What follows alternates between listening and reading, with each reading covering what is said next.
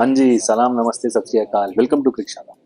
कुछ छोटी-छोटी बट बहुत इंपॉर्टेंट बातें जो क्रिकेट जगत में पिछले 3-4 दिनों में हुई हैं। मैंने सोचा कि क्यों ना एक साथ आपके सामने उन सब पर बात कर ली जाए।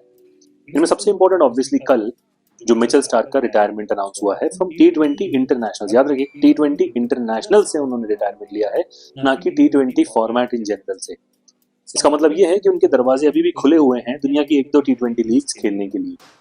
हालांकि मिचेल स्टार्क को अप्रिशिएट करना होगा इस चीज के लिए कि आज एक ऐसा जमाना है जहां पे बड़े से बड़ा खिलाड़ी, चाहे वो निकलस पूरन हो, चाहे वो हेनरिक क्लासन हो, जो इंटरनेशनल क्रिकेट छोड़ दे रहे हैं ताकि वो टी20 लीग्स पर फोकस कर पाए। यहाँ तक कि ऑस्ट्रेलिया के कई खिलाड़ी भी लिमिटेड ओवर्स में ओडीआई से रिटायर होते हैं पर टी20 खेलना कंटिन्यू करते हैं क्योंकि जानते हैं कि वहां पर पैसा है। उस बीच एक ऐसा खिलाड़ी आता है जिसने हमेशा, आज नहीं हमेशा, उसने 7-8 साल तक बीच में आईपीएल का अपने अपने आप को आईपीएल में खेलने ही नहीं दिया क्योंकि उसे फोकस करना था ऑस्ट्रेलिया के लिए खेलने के लिए। और अब जबकि उसकी एज एक सर्टेन पॉइंट के बियॉन्ड चली गई है और वो सारे फॉर्मेट्स का शायद वर्कलोड नहीं ले पा रहा है, तो उसने एक चॉइस ली कि वो टेस्ट क्रिकेट और लिमिटेड ओवर्स क्रिकेट में वनडे क्रिकेट को प्रायोरिटाइज करेगा।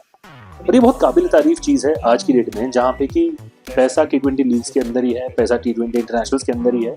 वहां पर अगर कोई खिलाड़ी इन चीजों को प्रायोरिटाइज कर रहा है तो यू मस्ट अप्रिशिएट इट। कुछ बहुत इंपॉर्टेंट चीजें मैं बताऊंगा।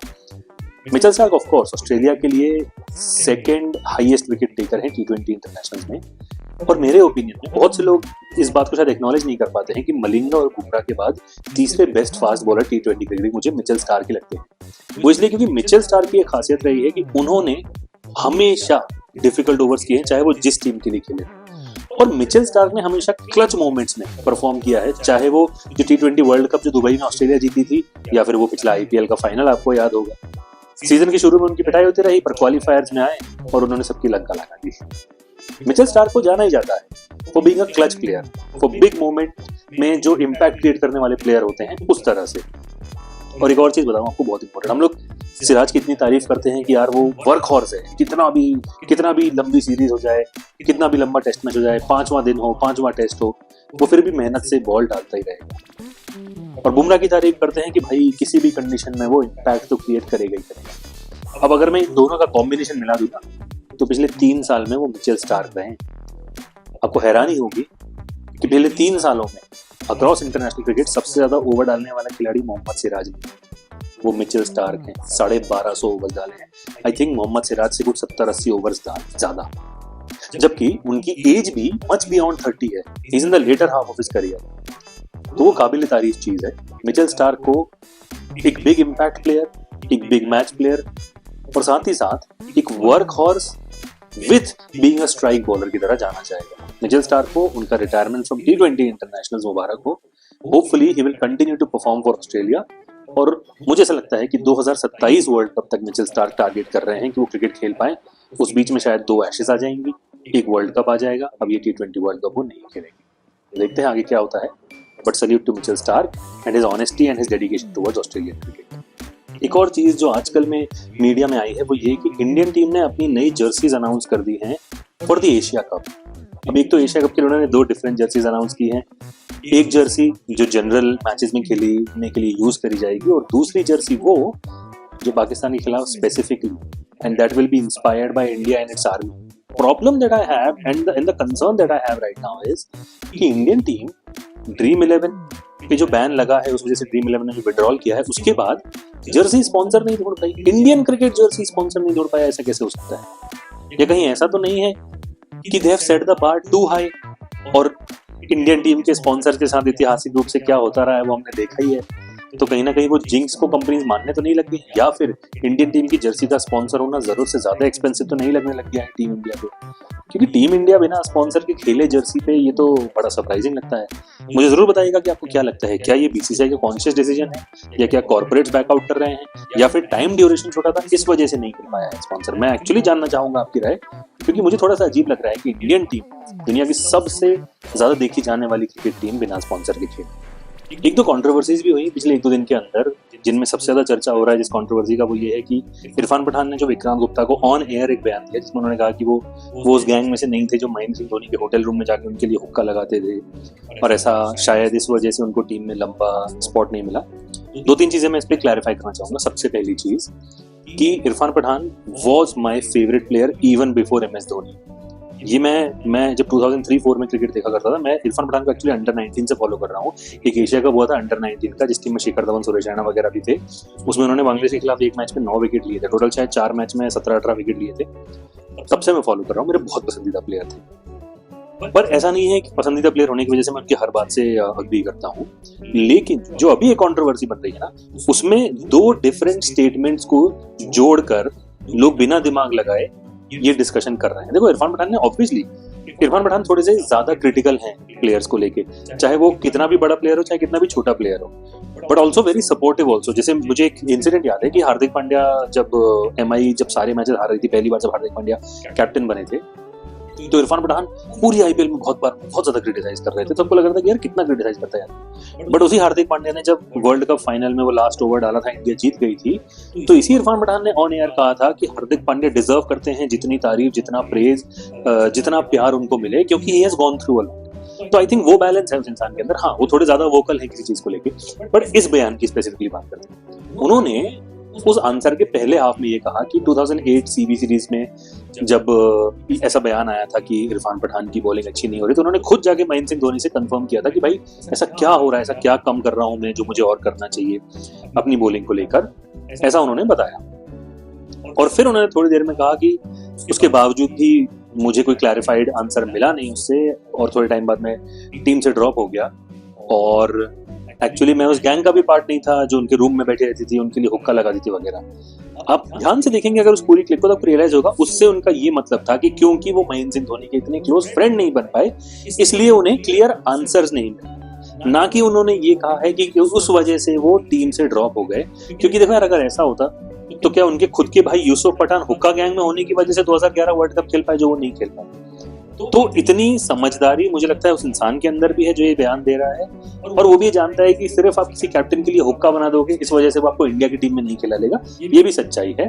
तो कहीं ना कहीं इसमें इंटरप्रिटेशन वाली प्रॉब्लम है, और मैं जानता हूँ कि इरफान पठान भी जब सामने आएंगे बताएंगे कि भाई उन्होंने क्या कहा था, तो सब चीजें क्लियर हो जाएंगी। और हाँ, इरफान पठान बहुत बेहतर स्टैंडर्ड ऑफ परफॉर्मेंस जो सेट कर टीम में आए थे, उसको बहुत समय तक मेंटेन नहीं कर पाए थे, इस वजह से वो बाहर हो गए।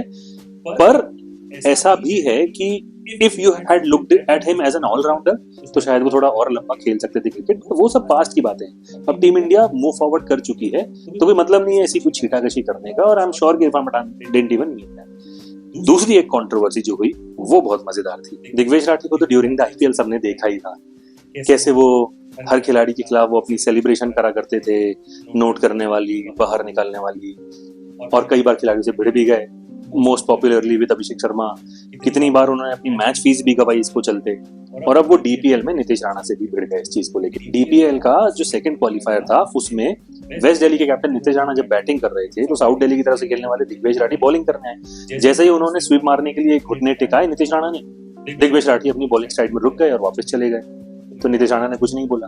अगली बॉल पे जब दिग्विजय राठी बॉल डालने आए, तो नीतीश राणा अपने स्थान से हट गए, थोड़ी सी गर्मा गर्मी हो गई। फिर पलट कर अगली बॉल पर नीतीश राणा ने रिवर्स स्वीप लगा दिया, और जब बॉल बाउंड्री के बाहर गई, तो जो दिग्विजय राठी वाला सेलिब्रेशन है वो नीतीश राणा ने कर दिया। तो ओवर के बाद दिग्विजय राठी थोड़े से नाखुश हो गए, बड़बड़ाने लग गए, नीतीश राणा ने पलट के जवाब दे दिया। ये तो मैचेस में होता ही है, दिग्विजय राठी की फीस भी कटी। बट उसके बाद मैच के बाद एक इंटरव्यू जब नीतीश राणा का हो रहा था, नीतीश राणा ने बात 100 मारती उस मैच में। जब नीतीश राणा का इंटरव्यू हो रहा था, नीतीश राणा ने पूछा गया कि भाई आप क्या कहना चाहोगे, वो आपके साथ ऐसा कर रहे थे, ये वो। नीतीश राणा ने इतना मैच्योर आंसर दिया कि मेरी रिस्पेक्ट जो नीतीश राणा के लिए है वो और भी ज्यादा बढ़ गई। नीतीश राणा मुझे काफी अच्छा लगता है एज अ प्लेयर, मुझे ऐसा लगता है कि वो अपने टैलेंट को जस्टिस नहीं कर पाया है पिछले 3-4 सालों में, बहुत अच्छा प्लेयर है। बट एनीवे, नीतीश राणा ने उस इंटरव्यू में ये बोला कि देखो यार, आप मेरे से सवाल पूछ रहे हो, मैं अपना साइड रख दूंगा, लोगों को मालूम पड़ जाएगा कि मेरे मन में क्या चल रहा था, ये उसके लिए अनफेयर हो जाएगा। वो भी अपनी टीम को जिताने आया है, मैं भी अपनी टीम को जिताने आया हूँ, बस आप आगे से मुझे छेड़ोगे तो मैं जवाब दूंगा, मैं शांत बैठने वाला हूँ। ये कितना मैच्योर आंसर है, क्योंकि यार एक जनरली भी देखा जाता है ना कि एक इंसान की तरफ से कहानी सुना दी जाती है, तो दूसरे इंसान का पक्ष रह जाता है, तो बस इसकी कहानी सही मान ली जाती है। आई think that was a very mature answer. मैं इस पर एक और चीज डालना चाहूंगा ध्यान आपका, कि एक और कंट्रोवर्सी हुई थी जो स्लैप गेट हुआ था हरभजन श्रीसंत के बीच में। मैं उस पर ज्यादा चर्चा नहीं करना चाहूंगा क्योंकि मैं उस बात को इंपॉर्टेंस ही नहीं देना चाहता। Indian cricket has moved far forward, इसलिए ना मैं उसकी इमेज शो करूंगा ना कुछ।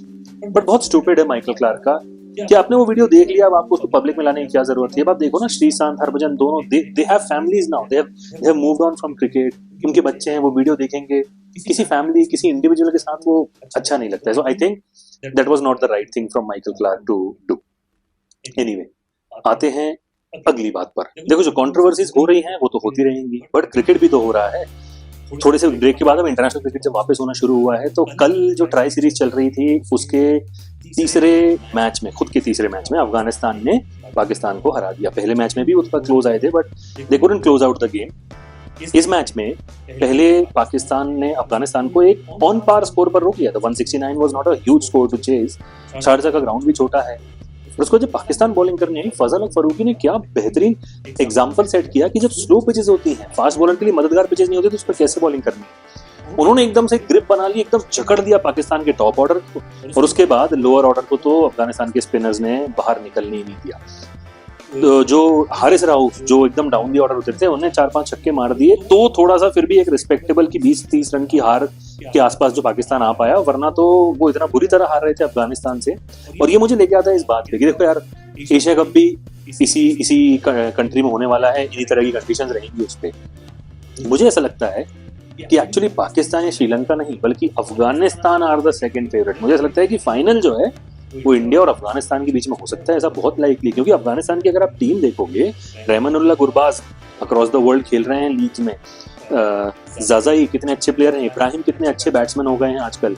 इनफैक्ट डाउन दी ऑर्डर जब उनको फिनिश की जरूरत पड़ती है तो नबी तो है ही है, राशिद खान भी आके कितना बढ़िया परफॉर्मेंस करते हैं, हजरतुल्लाह उमरजाई है, और बॉलिंग में तो फिर मुजीब, नूर, और अगर पेस बॉलिंग की बात करें तो फजल हक फारूकी। ये लोग एक बहुत कॉम्पैक्ट यूनिट बना के आए हैं इस एशिया कप के अंदर, और मुझे ऐसा लगता है कि ये बड़ी बड़ी टीमों को हराएंगे इस एशिया कप में। मुझे लगता है कि फाइनल भी खेल सकते हैं ये इंडिया के साथ। इस पर आपका क्या ओपिनियन है मैं जरूर जानना चाहूंगा, बट मुझे ऐसा लगता है कि अफगानिस्तान सेकेंड फेवरेट्स हैं। इसके अलावा जो एक और सीरीज चल रही है वो है international series between south Africa and England. उस इंटरनेशनल सीरीज के पहले मैच में साउथ अफ्रीका ने इंग्लैंड को सिर्फ हराया नहीं, एकदम रोंद के रख दिया। इंग्लैंड ने तेज स्टार्ट की थी, जेमी स्मिथ ओपनर है, उन्होंने 50 मारी थी, और शायद 20 ओवर के अंदर उनकी 100 रन, 102 रन पे 2-3 विकेट थे। उसके बाद जब थोड़ी सी बॉल पुरानी हुई, पावर प्लेस वगैरह खत्म हो गए, फील्ड स्प्रेड आउट हो गई, इंग्लैंड के पास कोई जवाब ही नहीं था। मैं एक स्पेशल मेंशन जरूर करना चाहूंगा। देखो, जो चेज हुआ उसमें एडन मार्करम ने ऐसी ताबड़तोड़ पारी खेली कि मतलब इंग्लैंड को हवा भी नहीं लगी। 22-23 ओवर में उन्होंने चेज कर दिया। उन्हें एक्चुअली 100 मारनी चाहिए थी, बहुत बेकार सिचुएशन में वो आउट हुए, बट 50-60 बॉल पे अगर कोई आदमी 85 मार देता है ओपन करते हुए तो बढ़िया। एडन मार्करम का हालांकि लिमिटेड ओवर्स फॉर्म ऑस्ट्रेलिया में अच्छा नहीं रहा था, बट एक स्पेशल मेंशन जो मैं करना चाहूंगा वो है केशव महाराज का। बहुत ही अंडररेटेड बॉलर्स है, स्पेशली लिमिटेड ओवर्स क्रिकेट में। साउथ अफ्रीका के लिए कंटिन्यूअसली अच्छा परफॉर्म करता रहा है, और पिछला हालिया फॉर्म तो इतना जबरदस्त है कि वो जो सीरीज जो साउथ अफ्रीका ऑस्ट्रेलिया में जीत कर आई, वहां पर भी केशव महाराज ने आउटस्टैंडिंग बॉलिंग करी। मतलब ऐसा लग रहा है कि बैट्समैन उनको कैसे खेलें, ये बैट्समैन की नींद में, बुरे सपनों में आएगा अभी कि भाई इसको खेला कैसे जाए, क्योंकि एक तो कोई ऐसी स्पेशल मिस्ट्री या इस तरह की बॉलिंग तो वो कर नहीं रहे हैं। नॉर्मल बॉलिंग करते हैं, नॉर्मल स्पिन बॉलिंग करते हैं, फ्लाइट देते हैं, वेरिएशन देते हैं, लेकिन उनकी वेरिएशंस में जो चेंज है वो इतना मिनिमल है कि भाई बैट्समैन पिकअप ही नहीं कर पा रहे हैं। तो Keshav Maharaj is a very underrated hero of South African cricket. और साउथ अफ्रीका ने ना इंग्लैंड पे एक ऐसा डोमिनेंस सा बना के रख लिया है अभी कि वो वर्ल्ड कप में कुछ 200 रन से हराया था, जो 2023 का वर्ल्ड कप था उसकी लीग मैच में, फिर चैंपियंस ट्रॉफी में भी बुरी तरह हराया था उनको, और अभी यहाँ पे भी एकदम रौंद के रख दिया है। तो मुझे लगता है कि इंग्लैंड क्रिकेट भी ना limited overs, specially one day cricket में थोड़े से क्राइसिस में आ गया है। 2019 का जब से वो वर्ल्ड कप जीते हैं उसके बाद से एक्चुअली उनकी कोई स्टेटमेंट विन आ नहीं पाई, और उनके जो प्लेइंग स्टाइल है, जैसे 2019 वर्ल्ड कप में क्लियर का डायरेक्शन था कि भाई हम इस तरह से खेलेंगे, हमारा 9 नंबर का बैट्समैन भी अगर 30वें ओवर में भी खेल रहा होगा तो भी वो मारता रहेगा। अभी ना उनका एकदम डायरेक्शन लेस सा दिख रहा है क्रिकेट। तो ये पता नहीं 2019 के वर्ल्ड कप के बाद शायद कुछ प्लेयर जो बाहर गए हैं उस वजह से जो चेंजेस आए हैं टीम में, एटीट्यूड में, उस वजह से हुआ है, कोचिंग चेंजेस की वजह से हुआ है, या पता नहीं क्या। क्योंकि भले ही टेस्ट क्रिकेट में इंग्लैंड टीम हारती है, बट एक सर्टेन वे ऑफ प्लेइंग तो क्लियर दिखता है ना इंग्लैंड टीम का, जो यहाँ पे नहीं दिख रहा है। और आई थिंक T20 में भी अब धीरे धीरे वैसा ही होता जा रहा है। वो 22 वाला जो ऑस्ट्रेलिया में वर्ल्ड कप जीते, उसके बाद वहां पे भी कोई ऐसी बड़ी जीत तो T20 में आ नहीं पा रही है। तो England need to look at the way they want to play their limited overs cricket, that is very important because England is an important team. और एक और जो क्रिकेट अभी चल रहा है वो है द कैरेबियन प्रीमियर लीग। भाई CPL तो मुझे बहुत ही विचित्र लीग लगती है। अगर आप ऑन पेपर देखो तो टीकेआर को कोई हरा ही नहीं पाना चाहिए, और एक्चुअली उन्होंने काफी लंबे समय तक डोमिनेट भी किया, पर पिछले 1-2 साल में इतना खराब खेल रहे हैं। मैंने इस पर एक शॉर्ट्स भी बनाया था कि भाई जिस टीम में बेस्ट ओपनिंग प्लेयर हो सीपीएल का एलेक्स हेल्स और कॉलिन मुनरो का, जो कि अमेजिंग परफॉर्मेंस कर रहे हैं Colin Munro by the way, उसके बाद नीचे आते हो केसी कार्टी और निकलस पूरन, उसके बाद Kieron Pollard, Andre Russell, Sunil Narine, और अगर मैं फॉरेन प्लेयर्स में देखूं तो मोहम्मद आमिर जैसे खिलाड़ी भी उन्हीं के पास हैं, अली खान जो यूएसए जिन्होंने पाकिस्तान को हराया था, तो क्या शानदार बॉलिंग करते हैं, वो भी उनके पास हैं। तो इतनी अच्छी टीम है, और एक्चुअली अब इस सीजन वो वापस अपनी जो पोटेंशियल है उसको फुलफिल कर रही है। 7 में से 6 मैच जीत गए हैं, जो एक मैच वो हारे भी हैं, वो एक आउटस्टैंडिंग चेज कर दिया था ऑपोजिशन ने, वरना बहुत तगड़ा खेल रही है टीकेआर, और halfway stage of the tournament में वो ऑलरेडी क्वालिफाई तो कर ही चुके हैं। एक मैच और जीत जाएंगे तो शायद वो टॉप 2 में भी आ जाएंगे, फिर वो प्ले ऑफ वाला सिस्टम जो है, तो बहुत अमेजिंग टीम है। और इसलिए मैं चाहता हूँ कि चैंपियंस लीग T20 जो हुआ करती है ना, वो वापस आए, कि भाई इतनी तगड़ी टीम, बहुत शानदार वर्ल्ड 11 टाइप की टीम है ये, एटलीस्ट कैरिबियन प्रीमियर लीग की तो ऑल स्टार टीम है। ऐसी टीम जब आईपीएल टीम्स के अगेंस्ट खेलेगी तो कितना मजा आएगा ना मैच देख के। तो इसलिए मुझे ऐसा लगता है कि चैंपियंस लीग T20 के लिए अब राइट टाइम है। जब वो शुरू हुई थी तब it was too early, because league cricket उतना फैला नहीं था। तो Caribbean Premier League Pakistan versus Afghanistan match की तो अपडेट हो ही गई है। जो 1-2 न्यूज में इश्यूज चल रहे थे उनकी भी बात हमने करी है। अगर आपको ऐसे ही और क्रिकेटिंग वीडियोस चाहिए हैं तो प्लीज क्रिकशाला को सब्सक्राइब कर लें, हमें लाइक और कमेंट करके बताएं कि भाई किन तरह की चीजों पर आप बात करना चाहेंगे क्रिकेट पे हमसे।